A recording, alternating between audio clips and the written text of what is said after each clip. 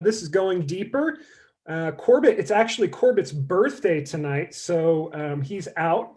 But we are joined with two new members. We've got Stan Rada, our new lead pastor. Very excited to have you finally in pocket, Stan. Hooray. And Tanner Qualls, our worship guy, our worship director. You're not just a worship guy. I am Corbett Light, is what I like to be called. Is joining us tonight. And then another familiar face, Brian Ward, our student director, and me, I'm Alex, the tech guy. So excited. Stan, thank you so much for your message today. It was refreshing. It was challenging. I appreciate it. Just a wrestling look at the life of John the Baptist. So before we get into it tonight, Stan, you've spent more time in this passage, wrestling through it, praying through it, studying.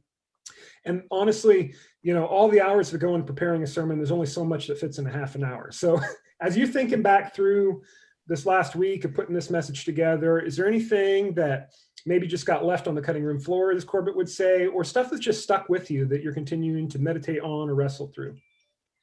Yeah, for me, I think the big thing was what we didn't spend as much time on.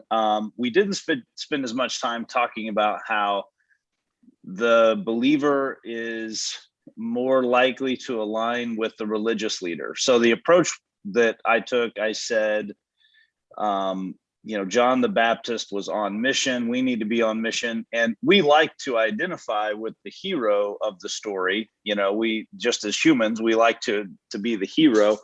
But, you know, we're really tempted and prone to be more like the religious leader than we are the John the Baptist.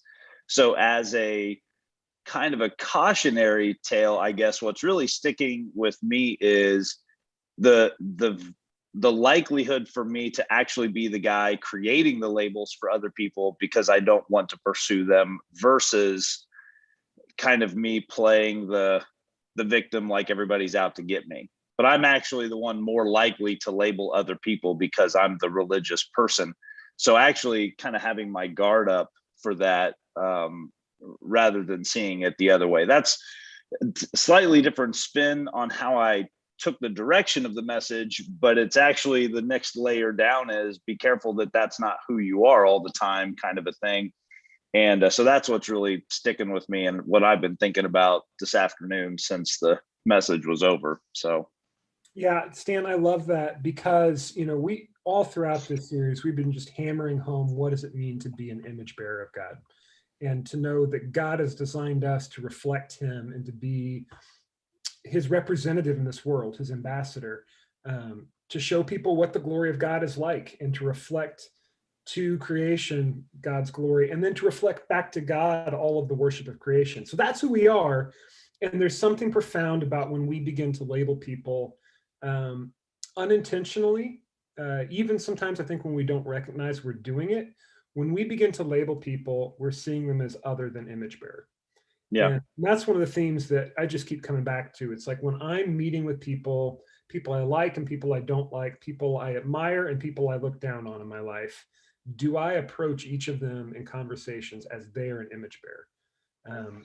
And that's been a huge challenge for me even throughout this whole series. Just how do I practically begin to live that out and to reset my framework? Because my whole world, my life, you know, Facebook, everything is bombarded with what kind of sticker can I put on you? You know, musician, father, husband, Christian, Democrat, Republican, whatever it is. Like my identity is in whatever labels I've accumulated throughout my life. But that's just not who God sees me as, and it's not, I think, how we're supposed to see other people. Yeah, and that's a good point to actually to bring out how the label actually strips the other person of their unique image, how God has created them. It strips them of that and kind of whittles them down to just whatever you've determined. And so in some ways, when we label people and then choose not to love them because of who they are, we're really actually the ones playing God in that scenario, rather than saying, God, how do you want me to see this person? And then adjusting it to who God says they are. And so that's actually a really good, that's an interesting take as well, and something we have to be cautious of. Yeah, I mean, I love that idea of just, you talked about it earlier, just that when we kind of start to label an individual, we try to justify ourselves or justify perhaps why we can be on mission with those individuals. And so I think that's something that for I think my goals, like that's just something that is really just relevant in the life of the students. I mean, just how we try to explain like why we can't invite this student or like why we can't invite our friend because they don't fit the church model. And I think in that, like we recognize that those labels have actually impacted our church cultures more than we realize, to where it's actually really hard at times, I think, to relabel or reshape our cultural identity without labels. No, that's really good. You know, one of the other things that I just never thought about it quite this way before, Stan, I appreciate that you pointed out this morning, was this idea that humanity created in God's image to rule creation alongside with God, all that means. But the original mission, you used the word mission a lot this morning, and I like that. But you pointed out the original mission of humanity was to multiply image bearers. And as I kind of reflect on however many thousands of years later, this side of the cross, our mission really hadn't changed all that much. Like we still are multipliers of the image, wanting to accurately reflect God to people and restore broken image bearers and to help people get out the Windex of grace. That's the cheesiest metaphor I've ever used, to clean off our mirror so that we can accurately reflect God's image. That's just a really profound thought for me that I think I'm going to take with me this week. It's just that we have always been designed to multiply image bearers. I just thought that was really awesome. Yeah, somebody. Sorry, Tanner. Well, it just made me think of last week, Alex, what you talked about with Rahab. And she had the label of prostitute. And I just love what you said about how, like, I don't think that her family saw her as Rahab the prostitute. They called her mom. Like, we are more than our actions. We are more than our struggles. And I think we're called to see people realistically. We're not called to see the world with rose-colored, rose-tinted glasses, whatever.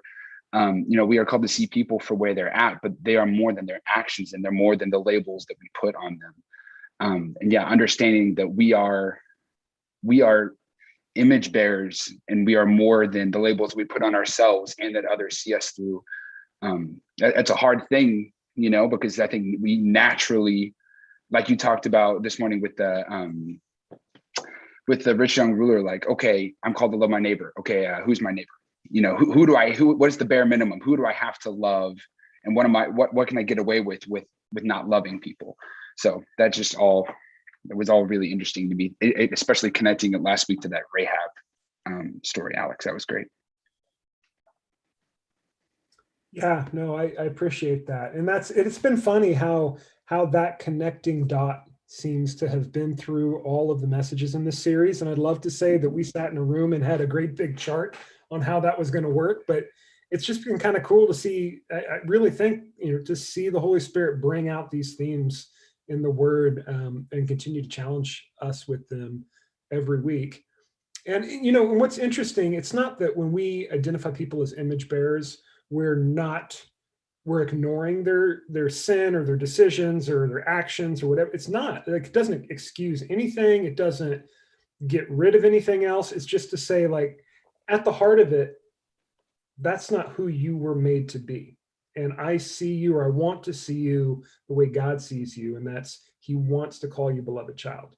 It doesn't excuse decisions or sin or whatever, but it does say, you are not less human because of your decisions you've made in your life. Yeah, I think that's deeply profound. Yeah, I think that is as well. And this is also why I like the imagery of God as on mission, reconciling his family.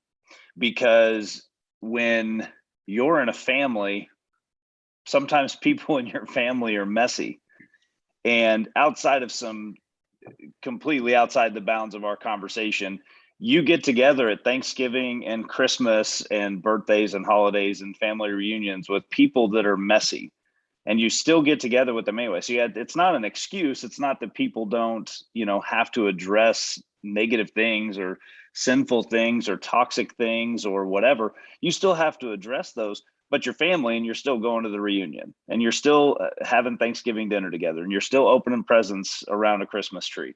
And if Christians, if followers of Jesus could kind of shift their mindset about who that other person is, rather than the label of, whatever, some negative label that prevents us from going toward them. If we could relabel that as, a child of God who's in the midst of a horrible situation, and, I can have an impact there. Like, God might use me to reconcile that child and, bring them home, kind of a thing. So I really think that that's a helpful kind of image, or analogy to think through it in terms of family as well, because we all put up with people in our family that were like, man, you're really something, but we're still going to eat with you. Yeah, man. I love the kind of like what Alex had said. Like, it would be nice for us to be able to say that we whiteboarded out all of these overlaps and coincidences, but I mean, even today, like with the sisters, like we talked about the woman at the well, and you referenced that this morning of just that was the reality, that there could have been so many labels that we placed on this woman who was not even with her husband, and not even forgetting that she had 5 husbands before, but just the fact that Jesus's interaction with her really paints that picture of being on mission. And one of the languages that I use with the students is that it's not that Jesus didn't care about her sin, but that Jesus's compassion for the woman was greater than his care of her sin. And so I think in that, we start even using that language of being on mission in the student ministry. Just how does that shape who we think about being next door to us, or who we eat with at lunch, or who we even cuts ourselves in traffic? I mean, I'll be the first one to admit that I honk my horn way too much in Lee Summit. And I'm definitely afraid that's going to be apparent sometime. But I think in that, like, how we interact with others really factors into our understanding of God's love for them as well. So this is my first time on Going Deeper. So is it acceptable if I ask a question? Is that acceptable? Yes. Yeah. Okay. I don't know if you've ever had one before, Alex. Oh, all right.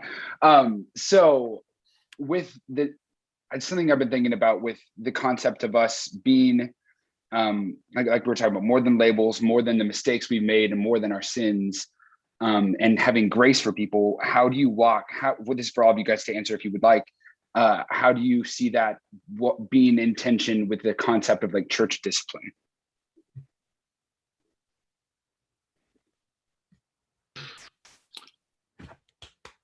For those of you at home right now, this is a mic drop question. I didn't give them any time to prepare for this. So I'll stall for Stan here. Yeah, I mean, there's a tension, right? Grace and truth. There's this idea that we cast the doors open wide and we say all are welcome. Come, this is a place for the broken, the needy. This is a place for people that don't have it all figured out and don't have it all together. But we are also called as God's holy people to be transformed, to live new lives. And that's going to begin to change us, like it or not. I mean, grace is free. It's absolutely free. There's no strings attached.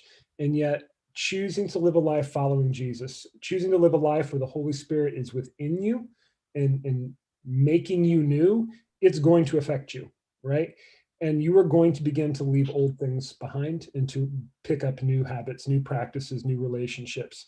And when that becomes stuck, when there's something wrong, when there's unhealth, when there's habitual sin in a community, it's hard, it festers, it's a problem. It's a problem for the individual, it's a problem for the community. So there's a reality that how do we lovingly come alongside one another and help restore each other to better habits, to right living, to sound doctrine? How do we do that with one another? And it's messy, it's not easy, but it's not. Here's what we don't do. We don't say you're wrong, get up, right? Like, that's not it. It's That's what we shouldn't do. But sadly, that is what happens a lot of times. that is what But happens. yeah, sorry, continue. So yes, there's a biblical model for church discipline specifically, but I think even broader than that, how do we become a people that walk alongside one another and help pick each other up when we stumble or we fall or when we're stuck in sin? That's what I think the body of Christ is always meant to be.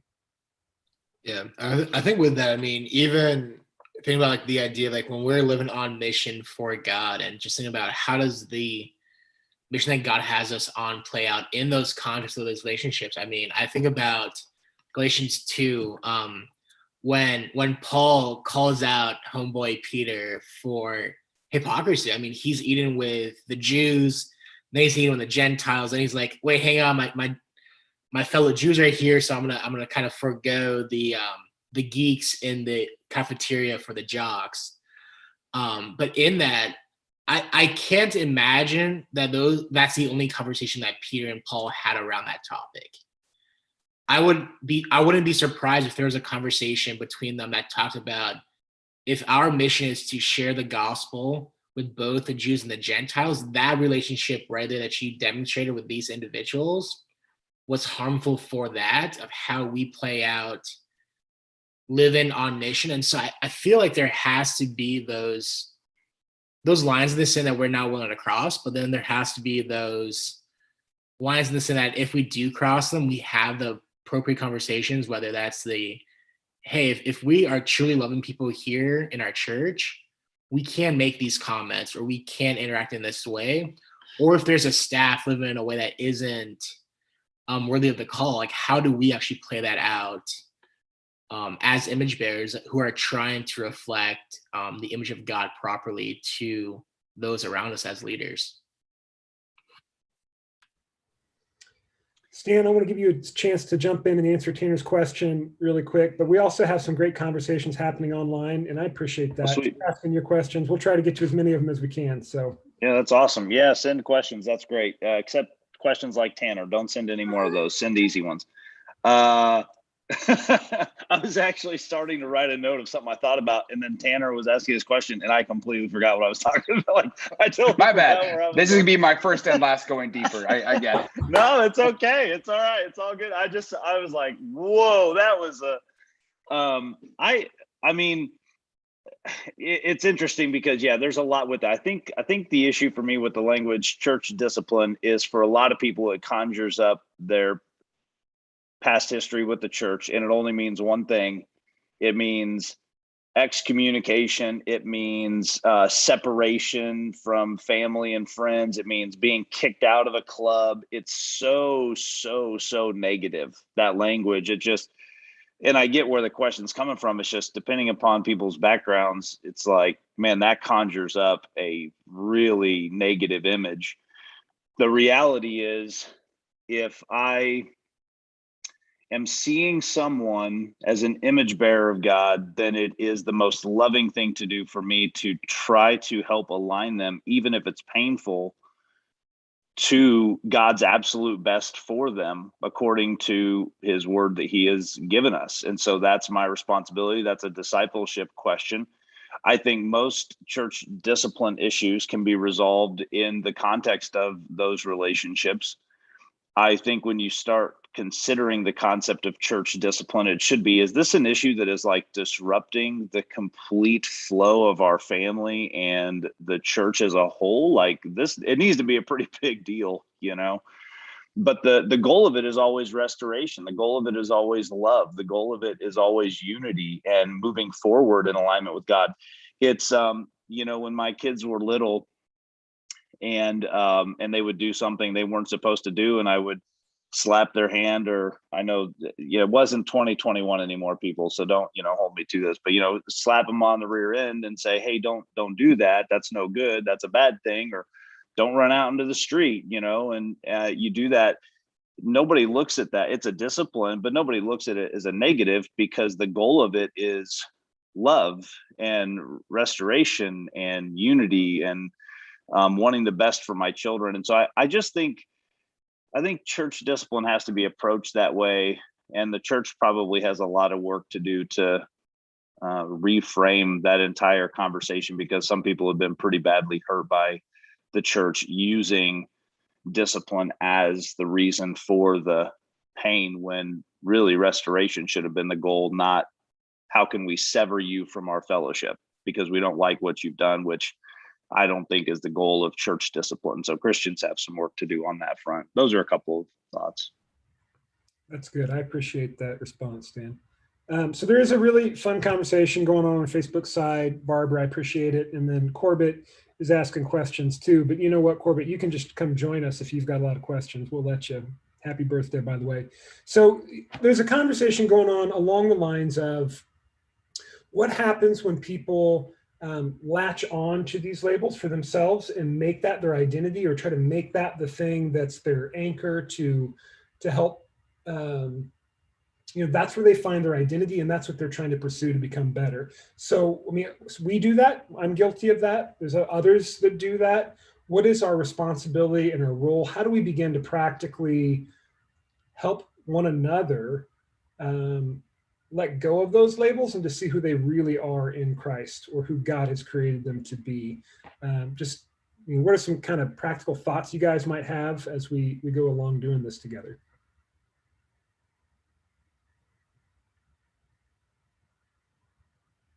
Go for it, Stan. You're in the hot seat.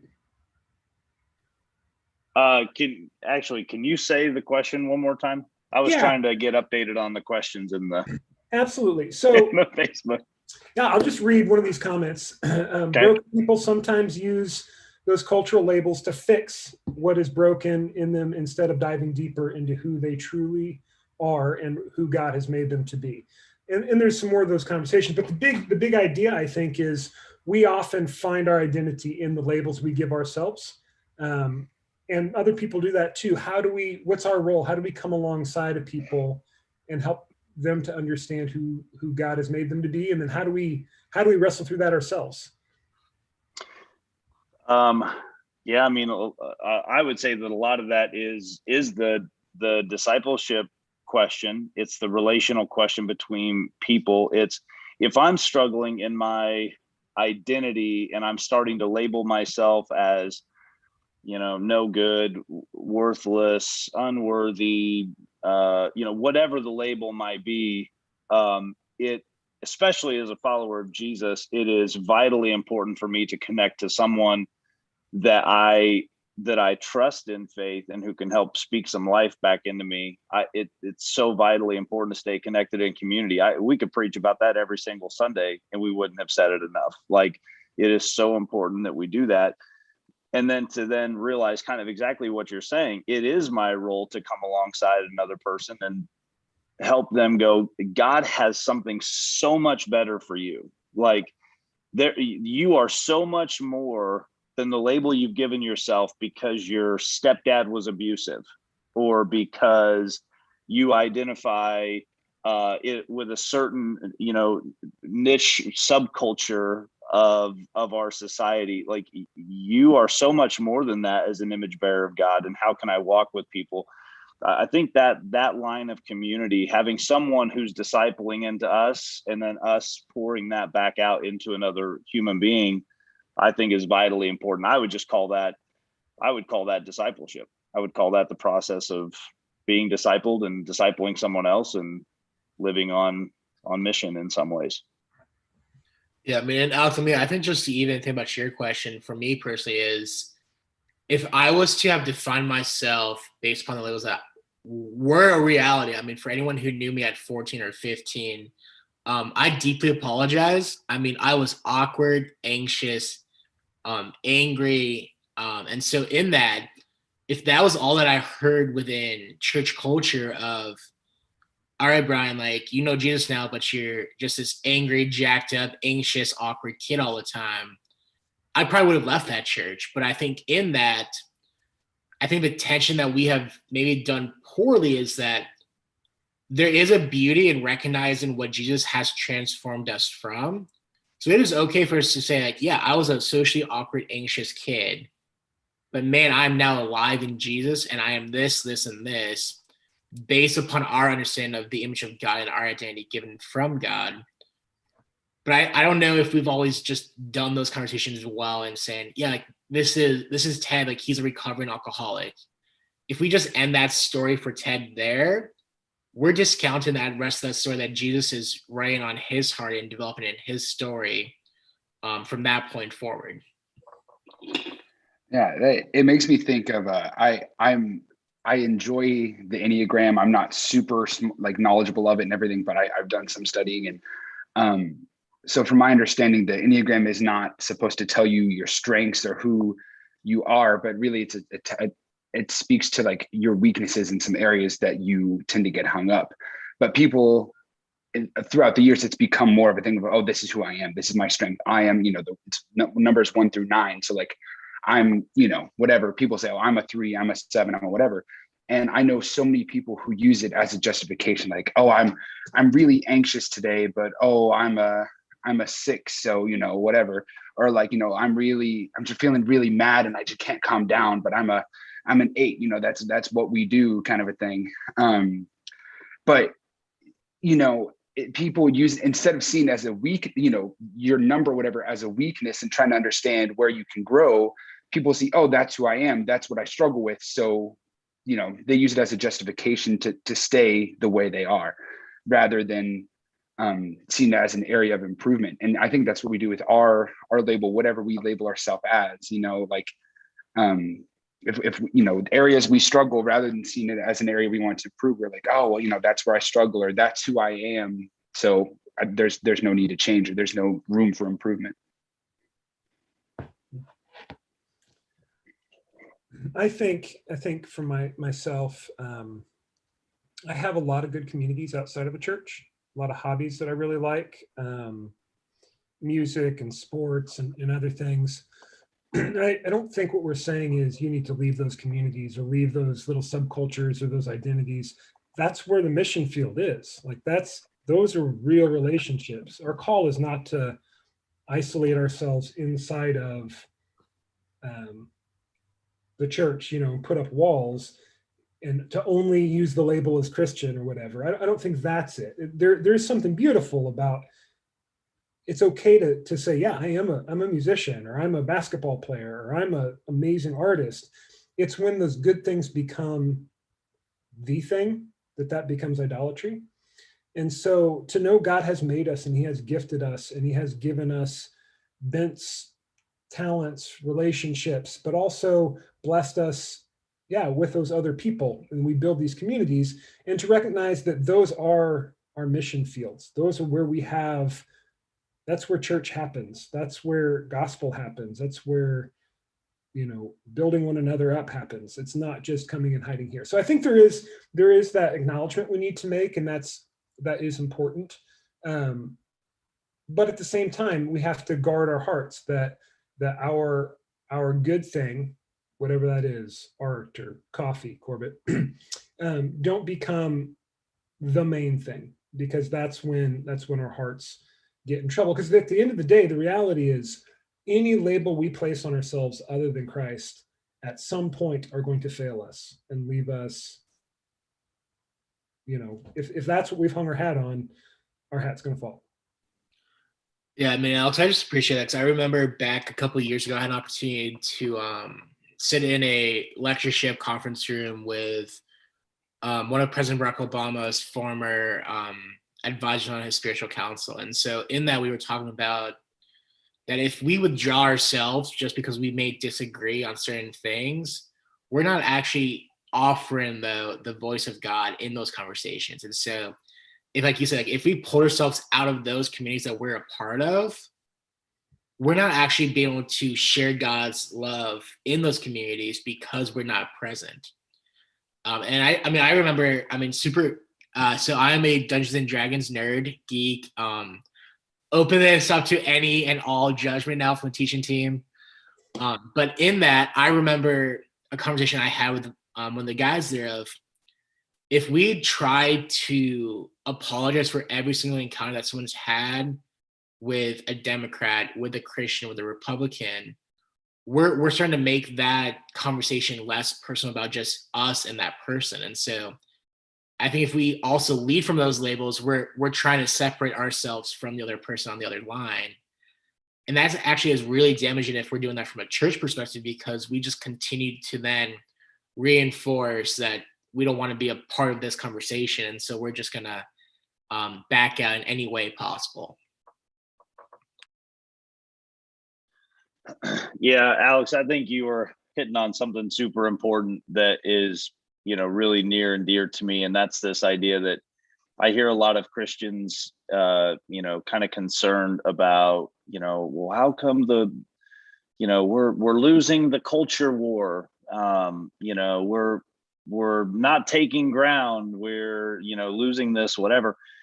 And I just look at the course of some of what we've done. I'm like, well, think about the labels that we put on people and then how we fortify ourselves in the building and, just kind of cut everything else off. It's like, do we expect to still be able to speak into those places if we're not present there? It seems to me that that's exactly what we're supposed to be doing. We're supposed to be allowing Christ to transform us, and then we stay right in those mission fields to share with other people. And I think that's how we ultimately, begin to actually have an impact and influence some things. But Christians, we can't complain too much about not being able to influence or lead culture if we're not willing to engage it. If we're just going to kind of, hide behind the wall, as Alex said, or, come into the church walls and not step outside. Like you can't have both. You can only have one or the other of those. That's a good point. That really makes me think what you were talking when we first started this conversation, Stan, what you were talking about of like, we need to understand that we as religious people have a tendency to be, the ones who do a lot of the labeling. It makes me think of like, so I'm in a screamo band. I play drums in a screamo band. And I had a gig one time, and there were some guys that we were all just talking to some of the other bands, and the other guys are like, "What do you do for a living?" And I was like, "Well, I work at a church." And there wasn't like audible labeling, but there was definitely labeling going on in their head. Like, oh, cool, see you later. Like, that was the end of that conversation. And at first I was like, man, like they immediately just didn't want to have anything to do with me. And then it just kind of hit me just now. I was like, man, that's probably because somebody from some sort of church or some sort of, religious organization probably did the same thing to them. I'm guessing that a lot of people label because they were labeled by that same kind of person. Some people see people covered in tattoos and piercings and those kind of, yeah, I know you guys have tattoos. But some people see those people and they're like, oh, those are fill in the blank. Those are that kind of person. So we don't, so it's almost like a label war. People just go back and forth and we just alienate ourselves from both camps. And that's not something we can undo easily, but it's important that we just, I don't know what the antidote to that is, but. You guys are all over some of my favorite stuff tonight. I love it. You're hitting on a huge principle in disciple making, which is the concept of modeling. And people reproduce what is modeled to them. Your children don't reproduce what you tell them to do. They reproduce what they watch you doing, in the house. And that's happened in the church too. And we just reproduce the way we learn to do church, the way we learn to do Christianity. And so to that point, the reason why so many continue down that path is that's how they were. That's what was modeled to them. Oh, I'm a Christian now, so I'm in this bubble and everybody else is outside and they're the enemy. Now they can have all these labels, and that's a huge thing. So if you're going to take it to a, 32,000, 35,000 foot level, somebody has to model something radically different and start right away to actually stem the tide on a lot of that, because people are just reproducing what was modeled for them in Christianity.